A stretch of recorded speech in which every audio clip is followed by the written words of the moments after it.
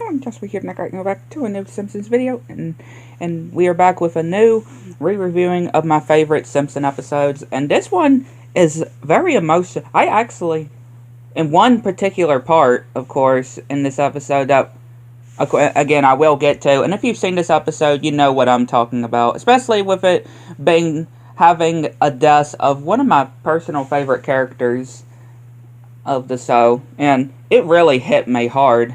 Even rewatching it still hits hard to this day, at least for me. But yeah, it starts with the kids watching Krusty, and yeah, it's just not going so well for Krusty on his show. And yeah, we see that there's, on this Crusto cereal, free inside one jagged metal Crusto. Yeah, that has to be a lawsuit. I'm sorry. I mean, I don't know nothing about, marketing and, marketing different products and stuff when it comes to this, but having metal in your cereal, which, yeah, Bart does actually eat.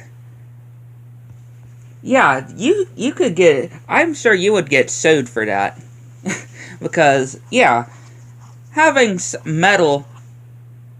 a metal pointy thing in cereal. And yeah, Bart eats it, and he says that his stomach hurts. And, of course, Marge thinks that it's just an excuse for him not to study. Which, again, Bart does always pretend to say that his stomach hurts. But this time he really does mean it.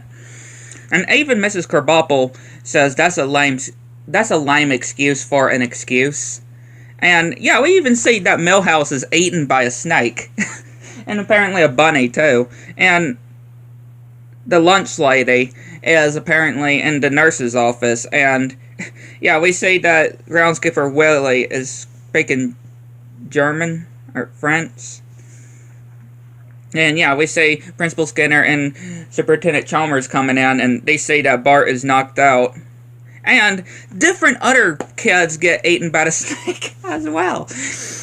And yeah, Bart is about to do his surgery, and Homer is in the bleacher, or not bleachers, but having one of those hand things that you would wear, and this guy comes out with a hot dog, even though they're about to watch surgery. And yeah, Bart wakes up, which Homer, of course, strangles him, and Dr. Hibbert shows the metal that he ate, which, again, that should be very bad. And all the other kids are wanting to get their independence out. Just so they can miss a day of school. Because Bart is able to miss several days of school. And while Lisa's at the hospital, and she actually kisses Bart as well. Glad that she's better. Or that he's better. And when she's at the hospital, she sees Bleeding Gums Murphy at the hospital. And yeah, of course, Bart just being his usual self.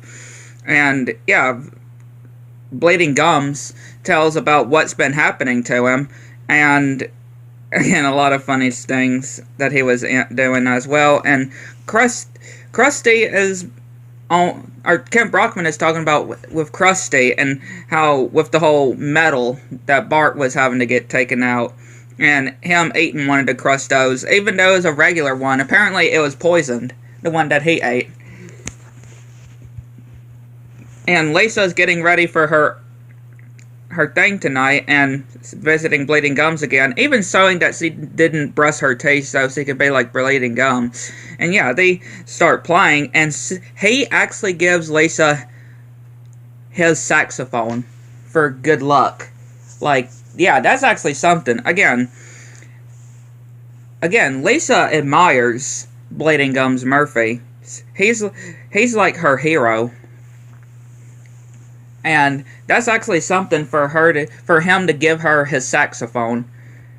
And yeah, we see that Ralph is playing the flute with his nose, and Martin is playing a triangle, and Lisa's playing the saxophone, which doesn't start out doing well until Lisa starts playing. And this is where it gets sad.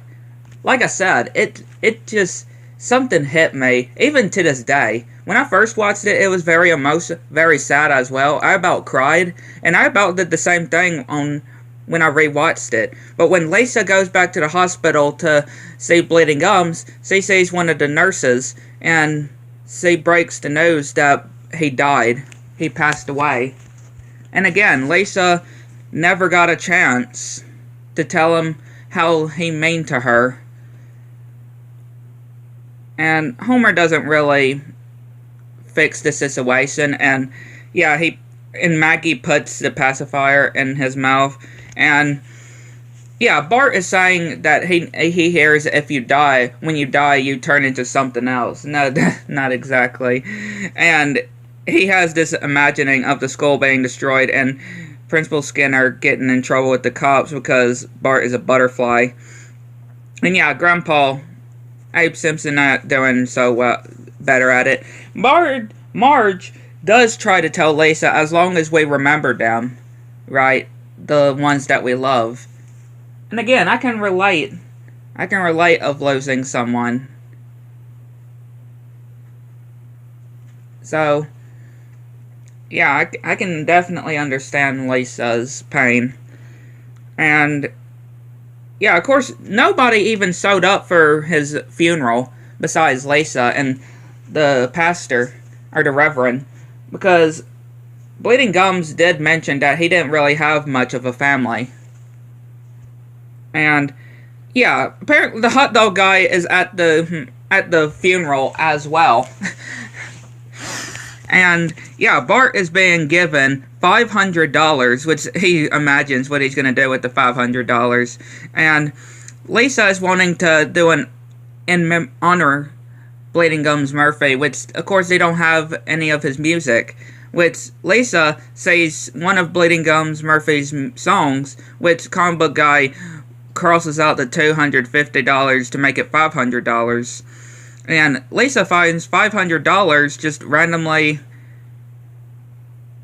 just on the ground, like, yeah, that's a trap. And yeah, of course it's Mr. Burns trying to lure it in. And Bart comes out with $500 somehow, and he's about to get this Steve Allen Pong, which is $500. And then he looks at Lisa all sad, which, come on, Bart. He looks at the Pong, and he looks at the Bleeding Gums Murphy's music. And he actually got the music for Lisa.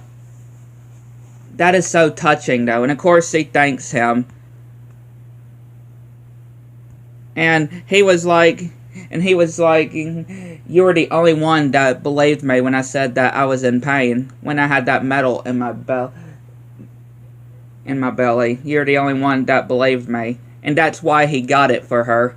That's just a very touching moment, though.